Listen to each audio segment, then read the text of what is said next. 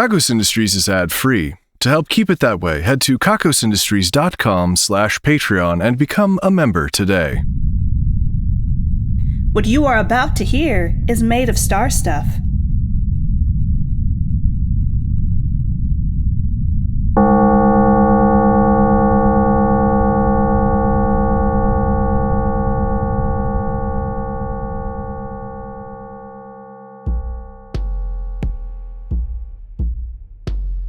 Hello and welcome to the Kakos Industries corporate shareholder announcements. At Kakos Industries, we help our clients to do evil better, and they make it so that everyone else does evil better, whether they want to or not.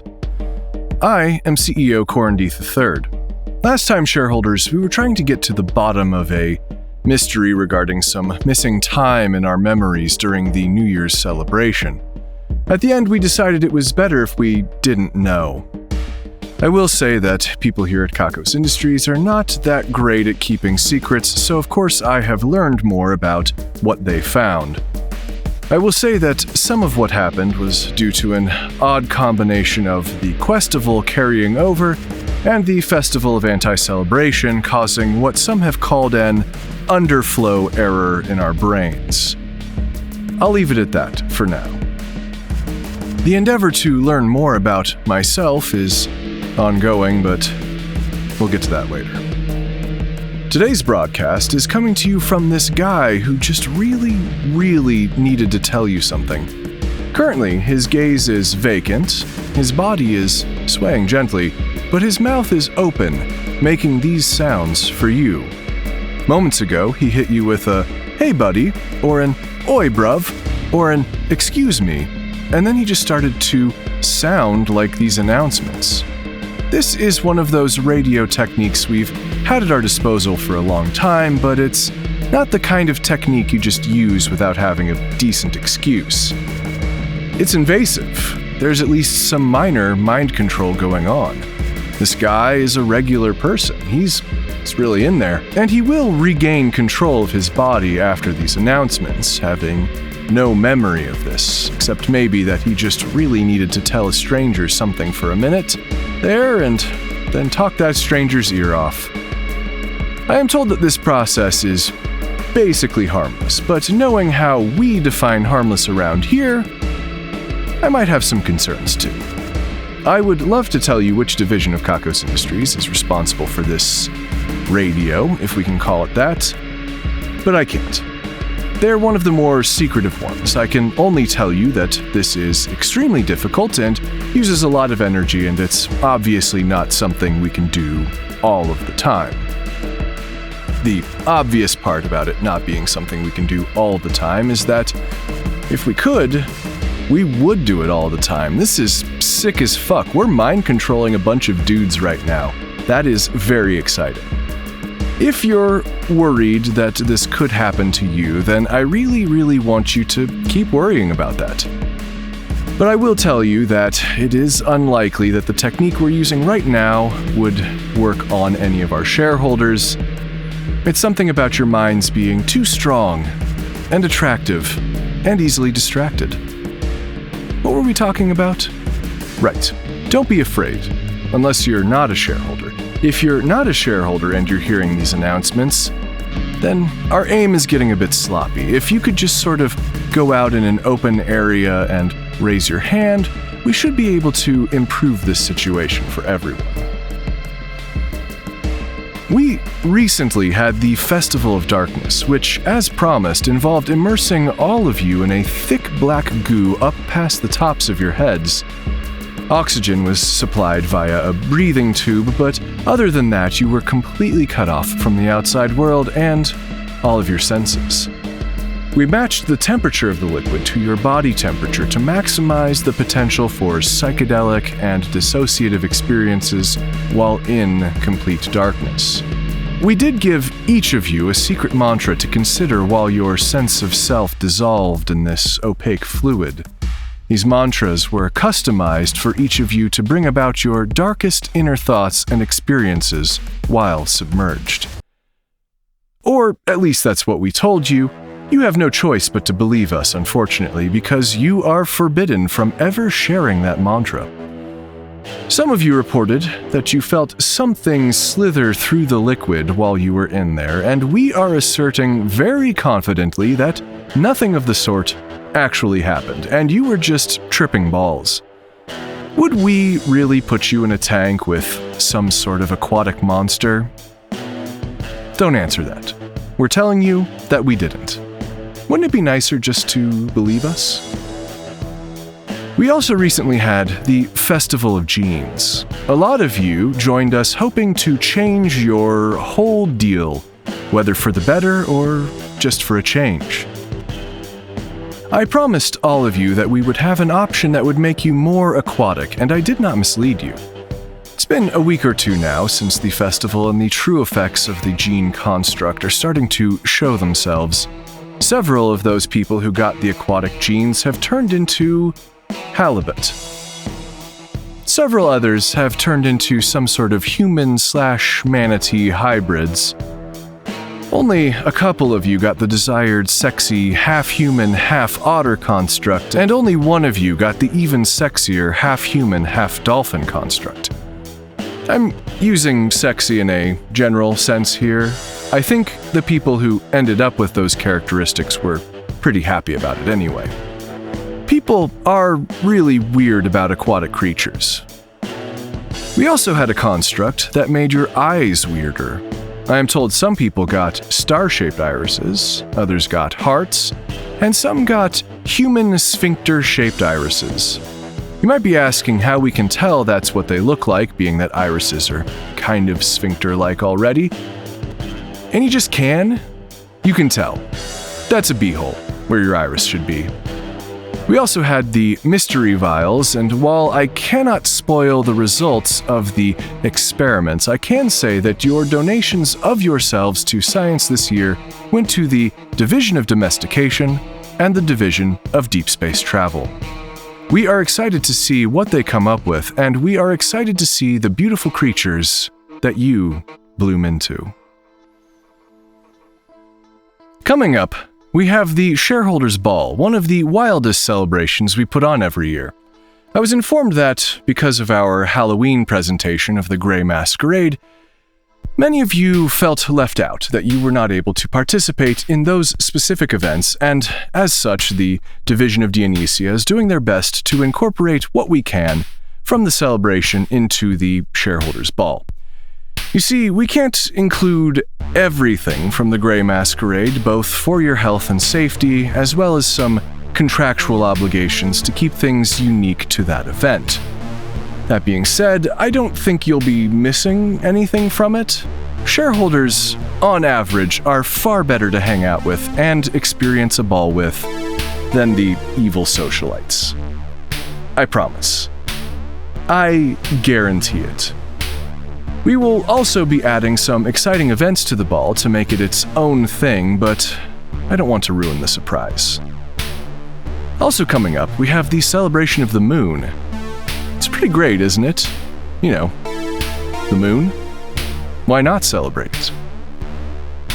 Okay, fine. The celebration of the moon is yet another opportunity for us to explore some esoteric spiritual practices and rituals, some borrowed from the past, others created new out of whole cloth. I just think the moon's pretty cool.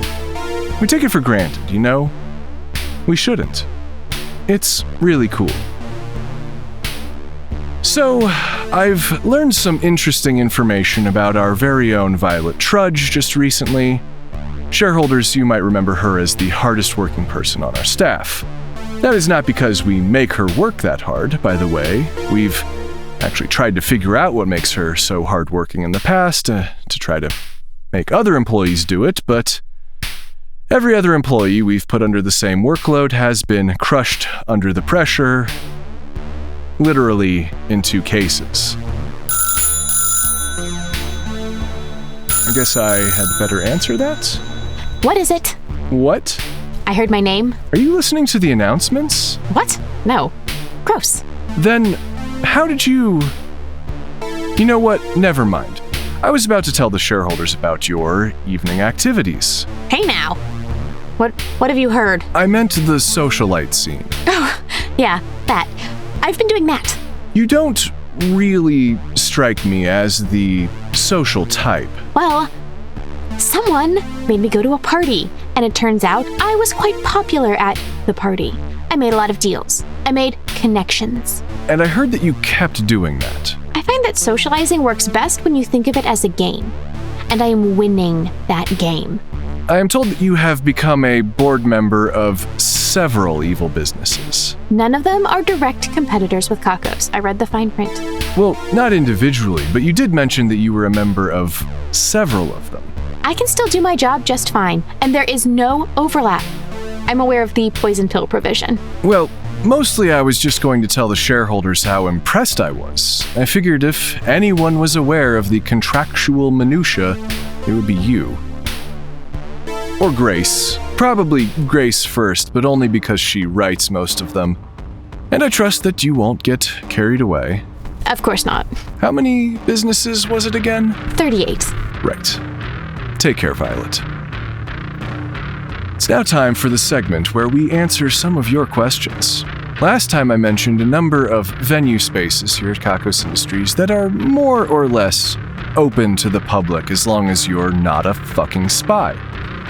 We got a number of questions asking for more details. I mentioned the Basement Theater, which is a small, probably 150 cap space for smaller theatrical performances and concerts. It is the more compact and intimate of our locations. Sometimes we will also open up the basement ballroom for some sort of show. We will bring in bigger bands and musicals and whatnot, sometimes to turn a profit and other times just to entertain our employees and remind them why they chose evil. We also have the amphitheater lawn, which can host thousands. There are actually several amphitheaters, so we can actually have music festivals if necessary. People sometimes ask us why we don't do that more often, and the answer is, I don't know. Music festivals are pretty evil, especially the ones where you have to camp. I guess I will put that to the Division of Dionysia and see what they come up with. I should probably tell you that members of the cult of O-Ah have been showing up dead. The autopsies have revealed that their brains were overloaded with pleasure, and then they sort of cooked in their skulls. Also, their skin was burned and bruised in a number of places, suggesting the use of some kind of restraint and various electrodes. I will say that beyond those injuries, there are no signs of struggle, and it would appear that whatever happened was initiated consensually. Obviously, killing members of the cult of O-Ah is doing evil to the evil, so it's not ideal. There are a lot of conclusions we could draw from something like this, but I think we have to wait until we have more evidence. It certainly fits the profile of a rogue team from the Division of Erotic Experiences being missing, and the cult of O-Ah restructuring itself, though. For what it's worth, there does appear to be a schism in the cult of O-Ah, with many members disassociating themselves with the governing body. I also have news from the Division of Erotic Experiences. The Satisficer, that sex toy designed to be able to please anyone, anywhere, no matter what they're into or what they can do, now has horns you can hold on to. Yes, this is because Xylathi, their now collective headcanon for the demon of what is most sex, has horns. I asked them, what if somebody doesn't like horns? They said, everyone likes horns. I said, what if I don't like horns? Then they kind of stared at me for a while, incredulously, before finally saying, quit lying. I don't think I was lying. I mean, horns are fine, I guess. They're not going to ruin anything. Unless that thing gets caught on the horns, I suppose. It's possible we need some new people on this team with more diverse interests. This team says horns are definitely involved in what's most sex. I just don't buy it.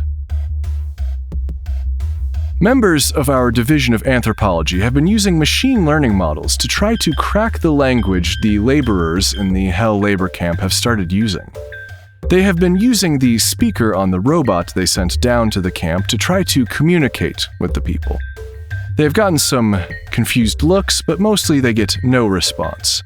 This is troubling because it implies that there is some dimension to this language that is not accounted for in what they've studied so far.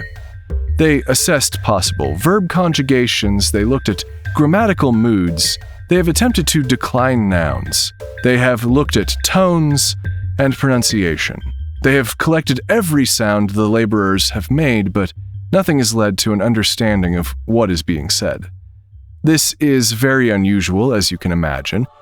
The more concerning part is that Meredith Gorgoro, the overseer in our Hell labor camp, is now in on it. Not only is she in on it, but she seems to be speaking the language flawlessly. This can mean one of two things.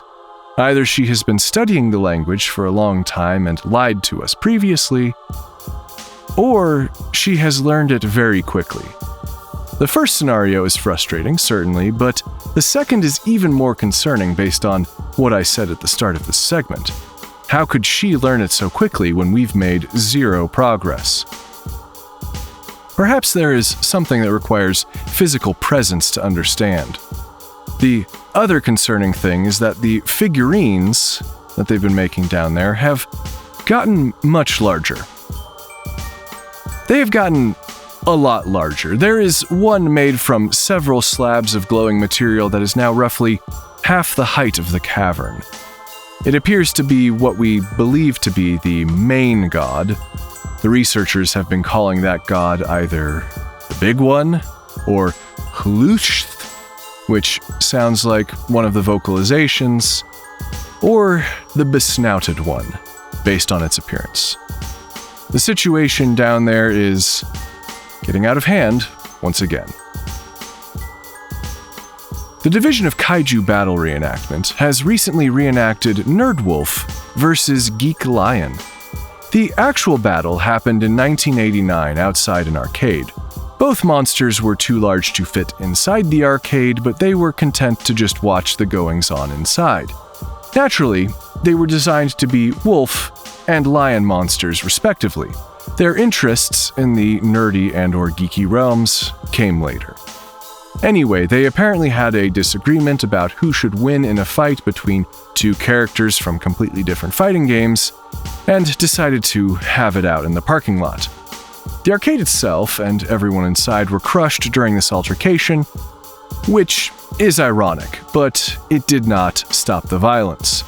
What did stop the violence was Nerdwolf's older brother, Jockwolf, showing up and stopping the fight and dragging Nerdwolf home. Jockwolf was actually made to be a wolf and a jock, for what it's worth. The recreation of this fight took some liberties and brought elements from the fighting games into the scene, with health bars and 80s babes holding up signs in the background. It was a fun time all around. Hello, Corin. I understand you requested to speak with me about something. Hey, Junior. Yeah, I wanted to talk to you, but it doesn't have to be in front of all the shareholders during the announcements. This is when I was free. You may speak to me now or wait until I am free again, which may be some time from now. What's got you so busy all of a sudden? I'm always busy with various tasks and various projects. You know that I am constantly working on something. Do I know that? There are many important demands on my time, Corin. Do not pretend like you are unaware of how commonly sought after my free time is. Is that true? I'm a busy being, Corin. People need me for things. What were you doing just before you came here? Very important things with very important people. Soundman is indicating something to me. He's saying something about a new season of anime. Soundman should keep his mouth shut, or keep his signing hands still, I suppose. What you watching? I'm watching how I ended up dating every woman in the kingdom sexually boinga boing. It's part of the long-running boinga boing saga. Very important stuff, Corin. Right. I have questions, but I do not need answers. Then why am I here? Well, I do have questions, just not about boinga boing. Proceed. Junior, I'm curious if you know anything about surrogates. You mean the ones who carry children? Yes, like special children. Like I was. Yeah, and also, Like you were. yeah. I met my surrogate once many years after I was weaned. She wasn't actually related to me, naturally, but we shared a bond. She was kind enough. Delia F. I have the records here. Then what is it you wish to know? I cannot find any records for a surrogate for myself. I've searched the entire archive twice. You know that I do not condone this line of inquiry. The answers will likely not be of any use to you. There's just no record. Was it destroyed? Do you know anywhere else these records could be? I thought that Tabitha woman decided you weren't a clone. Well, I thought... What did you think? I'm not sure. I wanted to double check, I guess. And? The answer must be somewhere else. And there's a lot more for me to consider. A lot more questions. I have advised you against this. May I go? I suppose. Thanks for helping me. I do what I can. I'm a very important and busy being. Enjoy the anime, Junior. Oh, I will. Until we meet again. The division of figuring out what all of these keys go to has opened a safe that was found in the burned-out office formerly belonging to the Division of Crystal Balls. Inside, they found a crystal cube. The sacrilege. I have news from the Division of Secret Societies. As we know, the projects to control or destroy the Sisterhood of the Traveling Sports Bra, the Church of Diuretics, and the Siblinghood of the Spooky Finger were all incredibly successful. I mean, one of them did take 10 years, but the other two were remarkably fast after that. Well, it seems that the division has now set their sights on the Miss Belle of the Ball pageant. It is a beauty pageant with some deeply antiquated roots, but I am also told that there is an undercurrent of martial arts, with maybe even a fight club involved. I am curious to hear more. Last we spoke about the Matmos, it was becoming clear that Kimmy, one of our more unpredictable employees here at Kakos Industries, was doing something with it. What, we didn't know, but Clarissa and Hedera, my liaisons to the Matmos, have been complaining about pains coming from their connection to the substance. Other employees who have the Matmos within them were also complaining. The way they described it to me, Kimmy has taken on multiple pools of Matmos within her, and they have combined in some uncomfortable ways. There is cross-chatter through her that is polluting the entire network. We are losing a significant amount of productivity from those employees, which is concerning. We shall see where this goes. I also have news about the donut. The donut was a reddish stone I pulled out of the Matmos that looked a bit like a torus or a donut for those of you who are afraid of three-dimensional geometry words. It appears to be something like the Matmos, but instead of being a liquid, it appears to be a solid. Well, it may be something in between. Perhaps an extremely slow-moving liquid, nearly indistinguishable from a solid. The scientists who have been working with it have been applying electrical charges to speed it up so they can interact with it on a more human scale as opposed to the eons it seems to take ordinarily. They recently hit it with just a ton of electricity trying to see how fast they could get it to move, and for a few seconds its shape started to change as though it were melting. Then the donut somehow pushed itself away from the electrodes before solidifying again.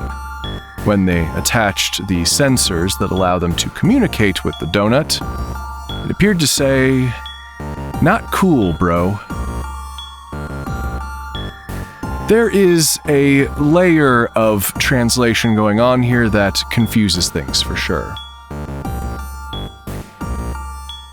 It's time for today's Employee Spotlight. Today we are spotlighting Morty Morkel from the Division of Dionysia for partying non-stop. They can never stop partying in that division, never, not entirely. Someone always has to keep the torch lit. That torch is a metaphor for the party. Morty Morkel is that person, and he has been nonstop jamming out for 10 years now. Thank you for what you do, Morty Morkel.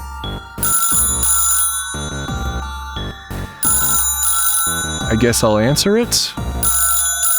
Soundman, why do we have a phone in here? Especially such a noisy one. No, I know what diegetic means. I'm a board member of 40 companies now. Violet, you knew not to do that. I was socializing so hard, Corin. I won. I beat them all. I beat every single one of them at their own game. I control it all, Corin. I'm in charge of the social scene for all of the evil socialites, all of the old money, all of the old evil. I want it all. I'm better at socializing. And you've invoked the poison pill. I'm required to act in the best interests of Kakos Industries as a board member of all those companies from now on. My own personal stake exists only as a proxy. I'm sorry, Violet. You knew the rules. At least I made a lot of money. What are you going to use it for? You aren't going to retire or take a vacation. It looks nice in my bank account. Feels nice to have it. It means I won, right? Did you have fun at the parties? I won.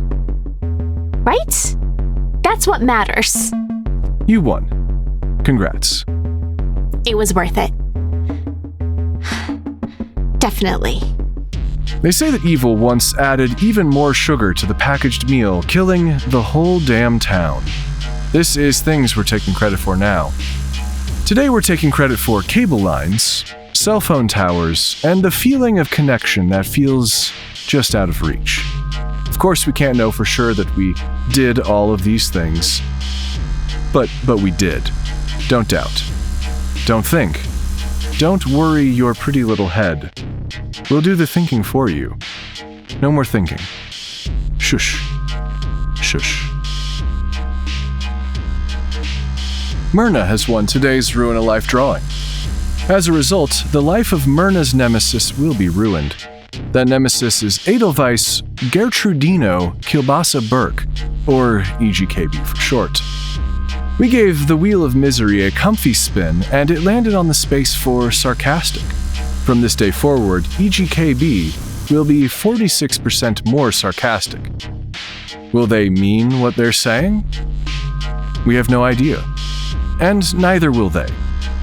For evil measure, Mirna will be 13% less sarcastic, which translates to earnestness, and that's a whole other can of worms.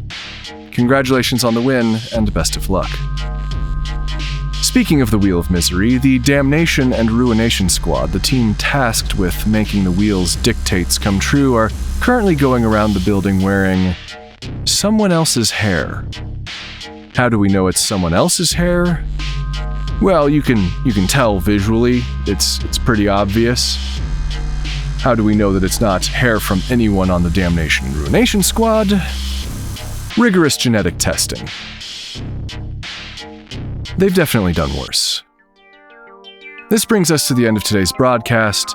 In a few moments, the guy standing in front of you, seemingly reciting these announcements, will wake up a bit confused.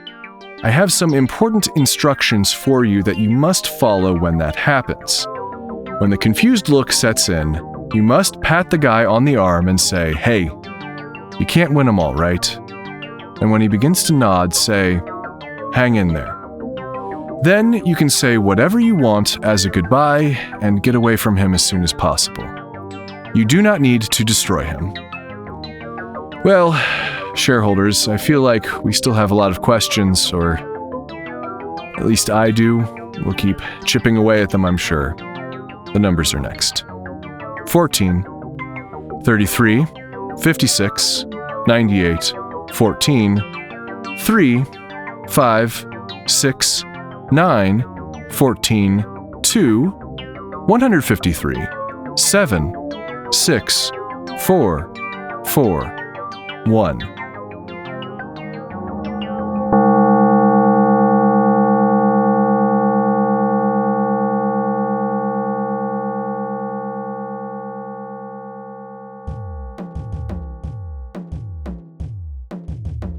Kakos Industries is written and produced by Conrad Miszuk, who is also the voice of Meredith and the composer of the music. The introductions and credits are read by Ryan L. Jenkins. One you can't miss this year or you'll regret it. Find transcriptions and more at kakosindustries.com. That's KAKOSINDUSTRIES.com. Visit store.kakosindustries.com for merchandise and get wonderful benefits by becoming a subscription donor at kakosindustries.com/Patreon. Join our community at kakosindustries.com/Discord and follow us on social media. Fan art really makes our day. Drop us a line for whatever reason at inquiries@kakosindustries.com. Special thanks to our esteemed shareholders, Christina Kirkland and Brian Slizzard Becker. Also thanks to honored employee Calico, who flipped the table back right side up. The division of beanies, booties, and construction projects that are probably too large for yarn, directed by Theo Cornett, has started to knit the stones that will go in the center of the Zen spirals in their sandscape. The division of obscure vintage technology, directed by Craig Sizz, has acquired a horse-drawn plow that tears and scratches at the earth in an unholy fashion. The division of subtle efficiency increases, directed by Daniel R. Smith, has increased the flickering of the fluorescent lights ever so slightly, putting many employees on edge. The division of Kakos Cafeteria Reviews, directed by Seth and Josh, has reviewed a whole bucket of fucking noodles. One size fits all, and then some. 11 out of 13. The division of Improbable Cookbooks, directed by Hayden Neff, has been working on the world's noisiest foods. The final page contains the details to combine all of the dishes into a single wall of edible sound. The division of More Monday Mondays, directed by Odie, has made Mondays that much more Monday by calling an all-hands meeting where the organizer is 30 minutes late. The division of Villainous Introspection, directed by Sarah, is now considering what sounds make them feel the most evil. Right now, they're just listening to samples of people scratching things with other things. The division of New Card Game Mechanics, led by Finn, has developed a card that can only be played 10 times before it detonates. There is no counter on the card. The division of Animal Stacking, directed by the one true Dave, has stacked 11 depressed orangutans. The depression makes them a lot easier to stack. The division of lesser-known napping locations, directed by Sass Master J, has recently taken a nap in the division of Chaos. It was a flex. They just wanted to show how well they can nap anywhere. Our esteemed shareholders, honored employees, division heads, and other Patreon patrons are the best. If you want a thank you in the credits, your own division, or other great rewards that help to keep this show running, please head to kakosindustries.com/Patreon. That's Patreon, Patreon. Doing evil can take a lot out of you. Try learning something new about animals.